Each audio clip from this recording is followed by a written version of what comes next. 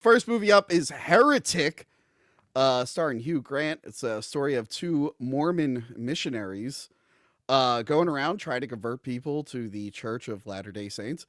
Played by Sophie Thatcher and some lady whose name I can't remember.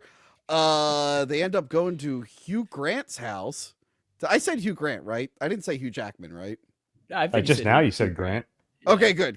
For a minute, I'm like, did I say Hugh Jackman earlier? That would have been a shock if Hugh Jackman was in the movie. Chloe East, by the way, is the other Chloe girl. East. Okay, yes. They're there to tell him about the church, and he's like, yeah, come on in. They're like, well, we can't be in without a woman present. He's like, my wife is making pie, and all this was spoiled in the trailer. I wish it wasn't. Yeah, and it turns out they're in this weird series of they're in a maze with like a series of trials to make them question their faith. And his whole thing is like, I'm an atheist and I know what's real and what isn't, and it's all a scam. And they have to, they're already a little conflicted with their faith, we find out in the beginning. So now they have to defend their faith and go through his little plan there. And I thought it was a very exciting thriller that raised some questions. And I was into it. How did you feel, Gil? I think you would have to be a heretic to say this movie was anything less than pretty good. Yes. I went in knowing nothing about it, didn't see the trailer. I'd recommend going in knowing as little as possible.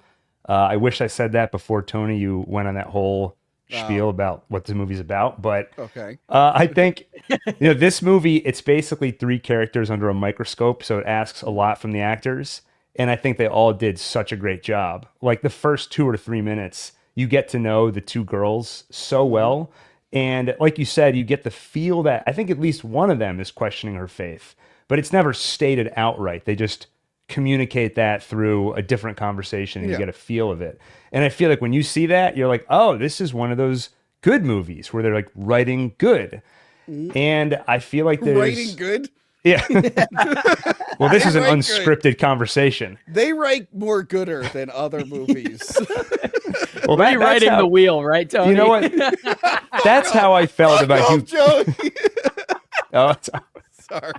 Hugh Grant did give me vibes of like, I'm so much more smarter than all of you. Because there are points of the movie where, yes, there's a ton of tension. But when they spend too long on certain parts of the conversation, at a certain point, I'm like, the movie is just lecturing at this point. Yeah. And it's ideas that I feel like the filmmaker thinks the ideas are more groundbreaking than they are. But I think they're things that most people know by their teens. Like every religion is influenced by stuff that came before. So that causes you to sort of question things.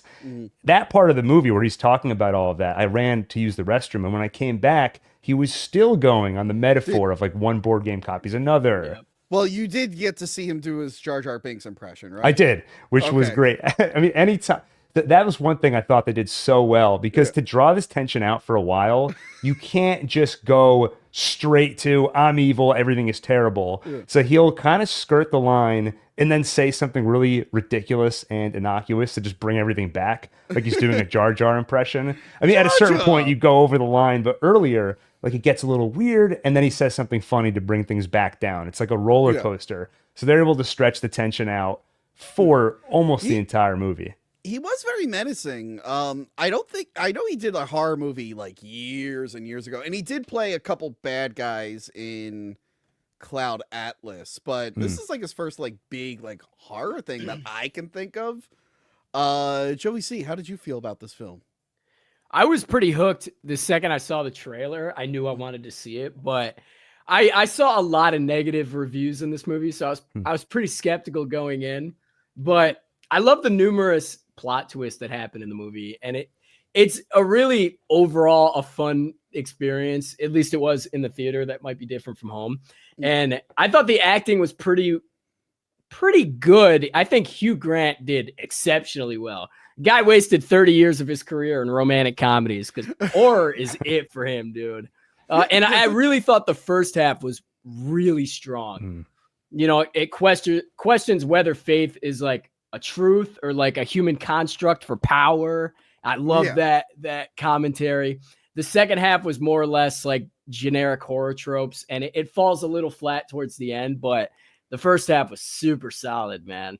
Well, I don't want to spoil the end, but it kind of has the same ending as a South Park episode, which they mentioned South Park earlier. Without spoiling, it's the episode where they go, actually, Mormon was the correct religion. That's the one. But yeah, so the negative reviews you saw, what were they saying? Because I got a couple negative things when I mentioned I was doing this. They were like, yeah, Hollywood put out a movie. It's an atheist yelling at Christians. And they were like mad about that. And then I watched the movie. I'm like, oh yeah, he's the bad guy. Did you guys not know that? Like, yeah, that's exactly what I saw. I'm like, did you think the movie was just Hugh Grant just being like, God is bad, like mocking God and shit? I saw a lot of those, and I actually like that. Like the girls like fire back and point out like holes in his theories too. Which there's that great part where she's like talking about like, yeah, okay, some of these stories are similar, but you're ignoring like all these huge differences. She's like, that one has a bird for a head, and great. You're comparing him to Jesus.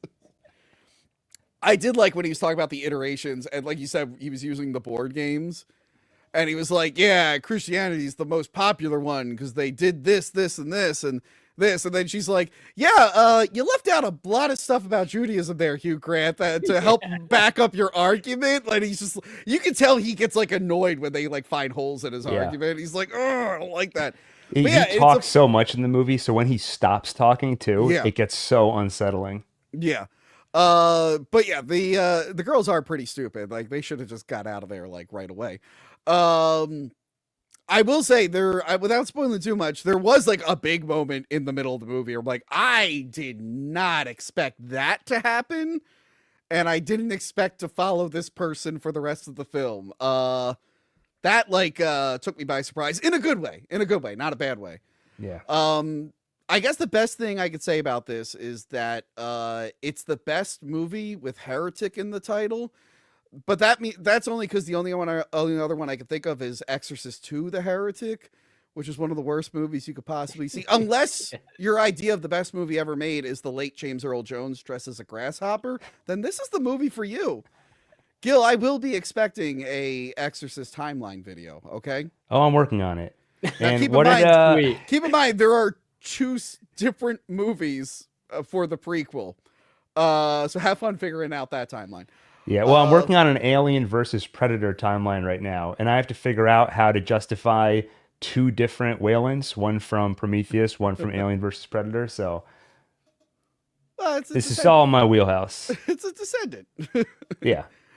Spoilers.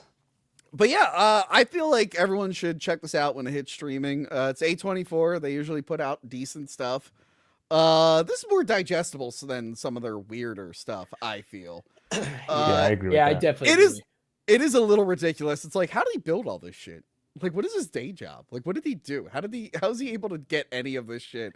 That was taking me out of a little bit. I loved how he had like the little miniature maze and it would like turn into the real maze. Like, not like magically, just the way they edited it would like blend things together. I really, really like that.